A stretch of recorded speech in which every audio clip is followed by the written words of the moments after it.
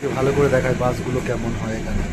দেখো এখন বাসটা পুরো ফাঁকা, ঠিক আছে। এইটা হচ্ছে নামার গেট, মানে এখানে এদিক থেকে শুধু লোক নামবে আর সামনের দিক থেকে ওখান থেকে লোক উঠবে। একদম সামনের দিকে ড্রাইভারের সামনে একটা স্ক্যানার বসানো আছে, যার কাছে টিকিট আছে, পেপার টিকিট হোক বা ফোনের টিকিট হোক, ওখানে একটা স্ক্যানার আছে, উঠবে, টিকিটটা স্ক্যান করবে, তারপর বাসের মধ্যে এন্টার করতে পারবে।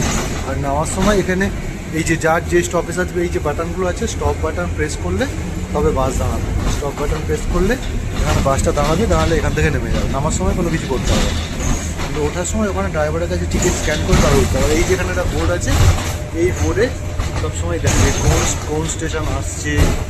এখানে দেখো এই যে এই বোর্ডে দেখাচ্ছে next stop fire tree close, তারপরে হচ্ছে ড্রিমস কস্ট। আরেকবার দেখাই, এই যে এখানে বাসটা আসছে, এই যে দোতলা সিট, ওখান থেকে গেটের সামনে থেকে উঠে যারা দোতলায় যাবে এখান থেকে সিঁড়ি দিয়ে উপরে উঠে যাবে, আর নাহলে যারা পিছন দিকে যাবে এখান থেকে এই পিছন দিকে চলে আসবে। এখন পুরো বাসটা ফাঁকা, সেই জন্য বললাম আমরা একটু দেখি। অন্য সময় দেখানো যায় না, লোকজন থাকলে ভিডিও করা যায় না।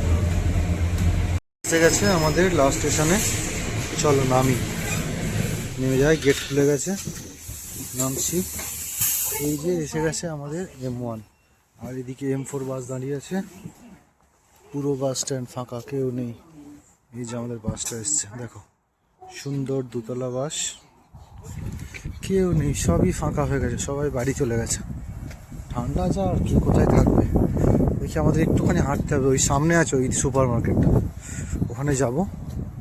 তারপর গিয়ে দেখি কিছু কেনাকাটা করা যায় কিনা। এমনি ঘুরতেই এসছি, সেরকম কিছু কেনার নেই, সব কিছুই আছে।